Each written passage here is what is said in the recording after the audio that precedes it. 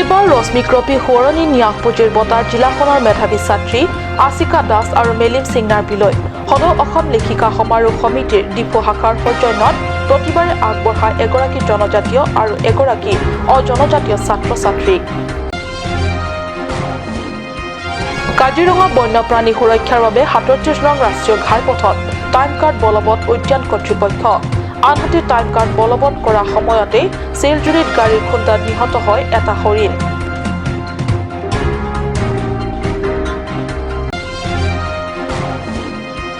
BJP চিন্থং মণ্ডল কমিটিৰ উদ্যোগত BJP membership drive কাৰ্যসূচী অব্যাহত।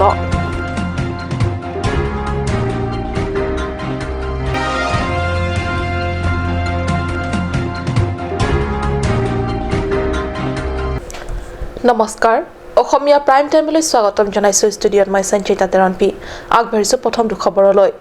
এইবাৰ ৰশ্মিক্ৰপীৰ সোঁৱৰণি ন্যাস পুঁজিৰ বঁটা আগবঢ়ালে পূব কাৰ্বি আংলং জিলাৰ ডিফুৰ ২ মেধাৱী ছাত্ৰী আশিকা দাস আৰু মেলিম সিংনাৰ বিলৈ সদৌ অসম লেখিকা সমাৰোহ সমিতিৰ ডিফু শাখাৰ সৌজন্যত প্ৰত্যেকবাৰে হাইস্কুল শিক্ষান্ত পৰীক্ষাত জিলাখনৰ ভিতৰত শীৰ্ষত সফলতাৰে উত্তীৰ্ণ হ'বলৈ সক্ষম হোৱা ২ ছাত্ৰ ছাত্ৰীক আগবঢ়োৱা হয় এই বঁটা। ডিফু লেখিকা সমাৰোহ সমিতিৰ সভানেত্ৰী ৰীনা দেৱৰ পৌৰোহিত্যত দেওবাৰে সমিতিৰ নিজা কাৰ্যালয় কক্ষত অনুষ্ঠিত সভাত প্ৰদান কৰা হয় ৰশ্মিক্ৰপী সোঁৱৰণি ন্যাস পুঁজিৰ বঁটা প্ৰদানৰ উপলক্ষে অনুষ্ঠিত সভাত অসম বিশ্ববিদ্যালয় ডিফু চৌহদৰ বাণিজ্য বিভাগৰ মুৰব্বী অধ্যাপক ডক্টৰ ৰতন বৰ্মন দেৱ আৰু নিৰ্দিষ্ট বক্তা হিচাপে বিশিষ্ট লেখিকা গীতা বৰা উপস্থিত থাকে।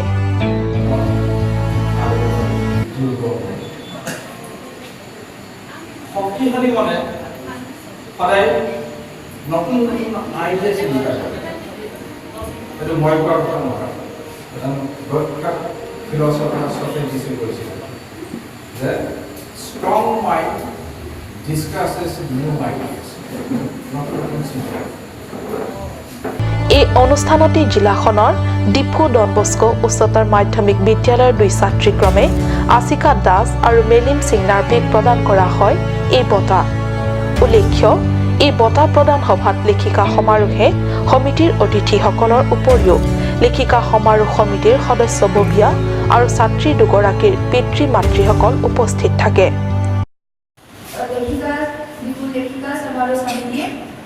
First of all, I would like to thank the committee for having me here on this auspicious day.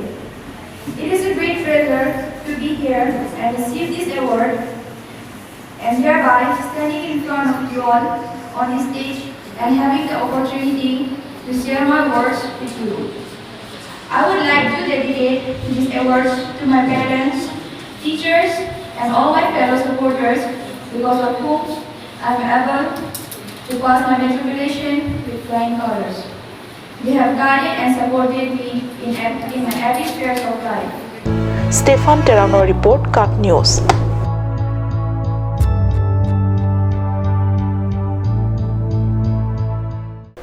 Kaziranga বন্যপ্ৰাণী সুৰক্ষাৰ বাবে ৩৭ নং ৰাষ্ট্ৰীয় ঘাইপথত টাইম কাৰ্ড বলবৎ কৰিছে উদ্যান কৰ্তৃপক্ষই। বোকাখাট মহকুমা প্ৰশাসন আৰু কলিয়াবৰ মহকুমা প্ৰশাসনৰ সহযোগত কাজিৰঙাৰ হালধিবাৰীৰ পৰা বুঢ়া পাহাৰৰ আমগুৰিলৈকে প্ৰতি ঘণ্টা যান বাহনৰ গতিবেগ ৪০ কিলোমিটাৰ নিয়ম বান্ধি দিছে। কাজিৰঙা বন্যপ্ৰাণী সুৰক্ষাৰ বাবে ৩৭ নং ৰাষ্ট্ৰীয় ঘাইপথত টাইম কাৰ্ড বলবৎ কৰিছে উদ্যান কৰ্তৃপক্ষই। বোকাখাট মহকুমা প্ৰশাসন আৰু কলিয়াবৰ মহকুমা প্ৰশাসনৰ সহযোগত কাজিৰঙাৰ হালধিবাৰীৰ পৰা বুঢ়া পাহাৰৰ আমগুৰিলৈকে প্ৰতি ঘণ্টা যান বাহনৰ গতিবেগ ৪০ কিলোমিটাৰ নিয়ম বান্ধি দিছে। এই আইন কৰিলে ৫,০০০ টকা জৰিমনা ভৰিব লাগিব চালক তথা গাড়ী কৰ্তৃপক্ষই। উল্লেখ্য যে টাইম কাৰ্ড লাগু কৰাৰ সময়তে কাজিৰঙাৰ শিলগুৰিৰ গাড়ীৰ খুন্দাত নিহত হয় এটা হৰিণ। হাৰাঘাটৰ পৰা গৌতম চন্দাৰ ৰিপৰ্ট, কাট নিউজ। সমগ্ৰ দেশতে অব্যাহত থকা বিজেপি মেম্বাৰশ্বিপ ড্ৰাইভ কাৰ্যসূচীৰ সৈতে সংগতি ৰাখি ৰাজ্যৰ বিভিন্ন জিলাৰ লগতে পশ্চিম কাৰ্বি আংলঙতো চলি আছে বিজেপি মেম্বাৰশ্বিপ ড্ৰাইভ কাৰ্যসূচী। জিলাখনৰ ৩ নং চিন্থং পৰিষদীয় সমষ্টিৰ হাৱাল ইংটি গাঁৱতো ৰূপায়ণ কৰা হয় এই কাৰ্যসূচী। হাৱাল ইংটি গাঁৱত ৰূপায়ণ কৰা বিজেপি মেম্বাৰশ্বিপ ড্ৰাইভ কাৰ্যসূচীত অঞ্চলটোৰ ভালে সংখ্যক বিজেপিৰ প্ৰতি আস্থা থকা লোকসকল সাধাৰণ সদস্য আৰু সক্ৰিয় সদস্য পদত নাম পঞ্জীয়ন কৰা হয়। बोलो भारत माता की जय बोलो भारत माता की जय वंदे मातरम वंदे मातरम भारतीय जनता पार्टी जिंदाबाद जिंदाबाद जिंदाबाद बीजेपी जिंदाबाद जिंदाबाद जिंदाबाद बीजेपी लवली लवली उल्लेख्य दिल्ली दिसपुर और डिफुत बीजेपी सरकार अब्याहत थका सत्त्वेও बीजेपी जिमान सदल बले सदस्य पद लব পাবলৈ আগ্ৰহী বা হেতাও পৰা লগাব লাগিছিল স্থানীয় ৰাইজৰ সিমানখিনি হোৱা পৰিলক্ষিত হোৱা নাই। তৎসত্ত্বেও পশ্চিম কাৰ্বি আংলং জিলাৰ বিজেপি চিন্তাং মণ্ডল কমিটিৰ প্ৰয়াস অব্যাহত আছে অধিক ব্যক্তিক বিজেপি সদস্য পদত নাম পঞ্জীয়নভুক্ত কৰাৰ কাৰ্য। উল্লেখ্য যে 8980808080 নম্বৰত ফোনযোগে মিছ কল দিলে বিজেপি মেম্বাৰশ্বিপ অৰ্থাৎ বিজেপি সদস্য পদত অন্তৰ্ভুক্তি হোৱাৰ প্ৰমাণ হ'ব। এই বিজেপি মেম্বাৰশ্বিপ ড্ৰাইভ কাৰ্যসূচীৰ ৰূপায়ণৰ উপলক্ষে আয়োজিত সভাত দিলীপ হানছে, জয়সিং বংৰুম, চাৰসিং ইংটি প্ৰমুখ্যে বহু বিশিষ্ট ব্যক্তি তথা নেতাসকল উপস্থিত থাকে। পথাত লাঞ্চৰ পৰা জাছন ইংখে report cut news.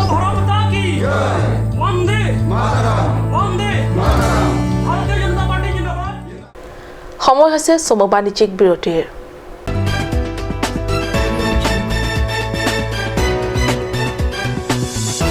Come live, come and test drive Nissan New Star India. Visit a nearest dealer at Dhanbi Motors, authorized dealer of Nissan, 80 Road, Kutikala, opposite number 2 petrol pump, Hypergaon, Nagaon, 782002, Assam.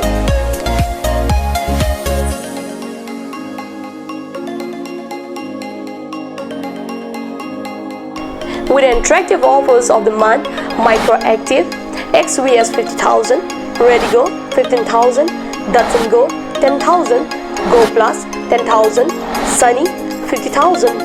Tarano XLDO special offers up to 2 lakh, along with special offers of Ford Doctor. Check on the given screen. For more details, contact sales consultant Vishnu Tiso 9365 454415 9954 793905.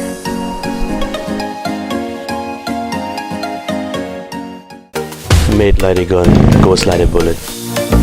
Sun Motors, authorized dealer of Royal Enfield, Ronkelan, near Don Bosco School Lifu, 782460, Assam.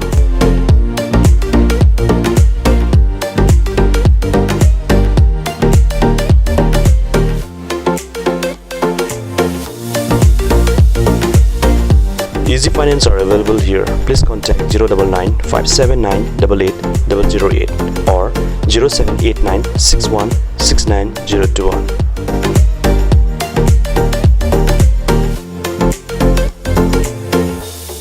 আজিকালি যিকোনো party মানে কাঞ্জ juice. বাইদি বেটো কমলাটো খাইছিলি না আনাৰসৰটো? পাহাৰীয়া কমলা আৰু আনাৰসৰ পৰা তৈয়াৰ কৰা কাঞ্জ জুচ সম্পূৰ্ণ বিশুদ্ধ। কাঞ্জ জুচ খাওক, জীৱনৰ মজা লওক। কাঞ্জ জুচ।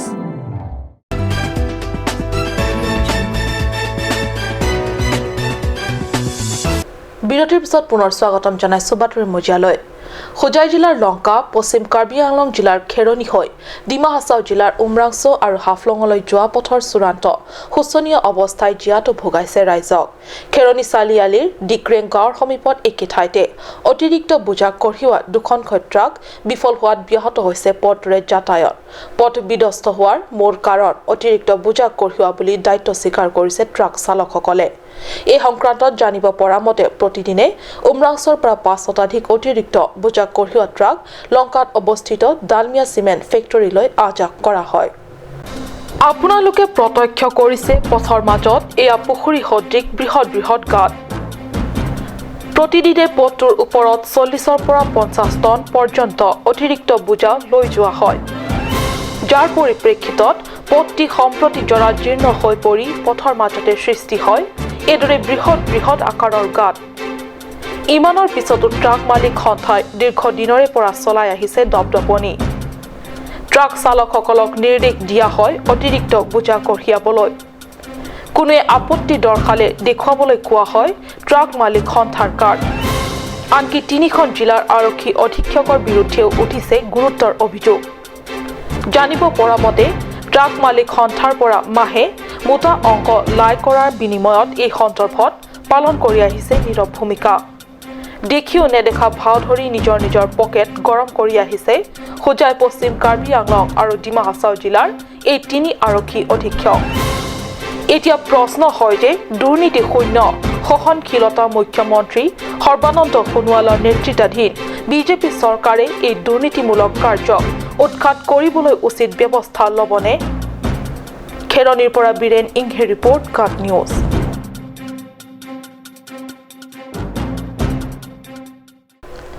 কাৰ্বি আংলং জিলাৰ বনাঞ্চলৰ ভিন্ন স্থানৰ পৰা কয়লা সংগ্ৰহ কাৰ্য অতি শীঘ্ৰে বন্ধ কৰা হ'ব বোকাজানৰ কয়লা মাটিত থকা অবৈধ কয়লা খাট পৰিদৰ্শন কৰি সাংবাদিকৰে হোৱা চমু এক সাক্ষাৎকাৰত অসমৰ খনিজ মন্ত্ৰী চুমৰং হাঙে সাংবাদিকৰ আগত এইদৰে নিজৰ প্ৰতিক্ৰিয়া জাহিৰ কৰে বোকাজান মহকুমা এলেকাত বিগত দিন ধৰি একাংশ দুষ্ট চক্ৰৰ দ্বাৰা হোৱা ধাৰাবাহিক কয়লা সংগ্ৰহ কাৰ্য এতিয়া আৰু অন্ত পেলোৱা হ'ব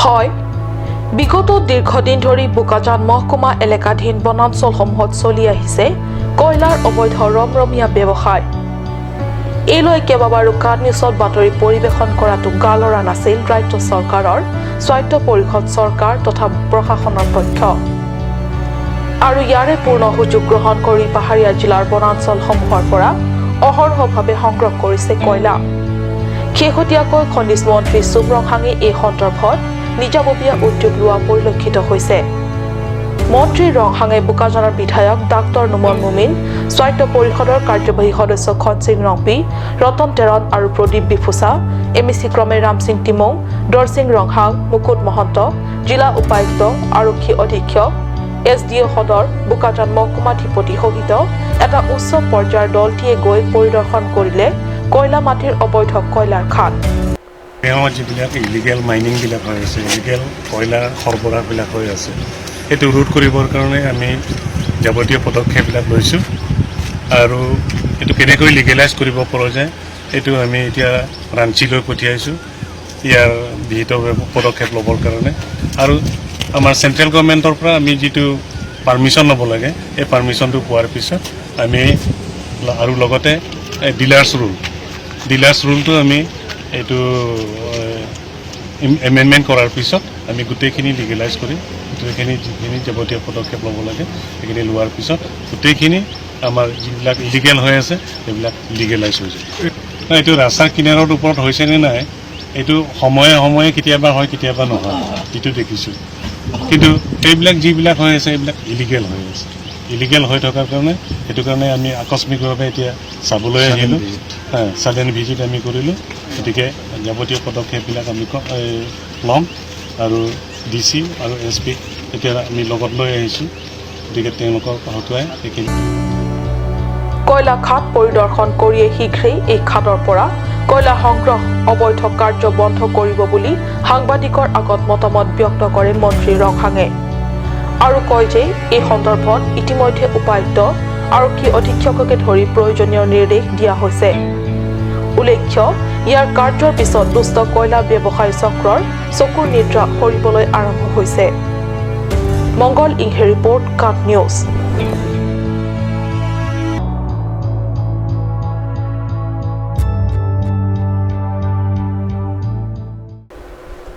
আজিৰ অসমীয়া প্ৰাইম টাইম ইমানতে সামৰিছোঁ ধন্যবাদ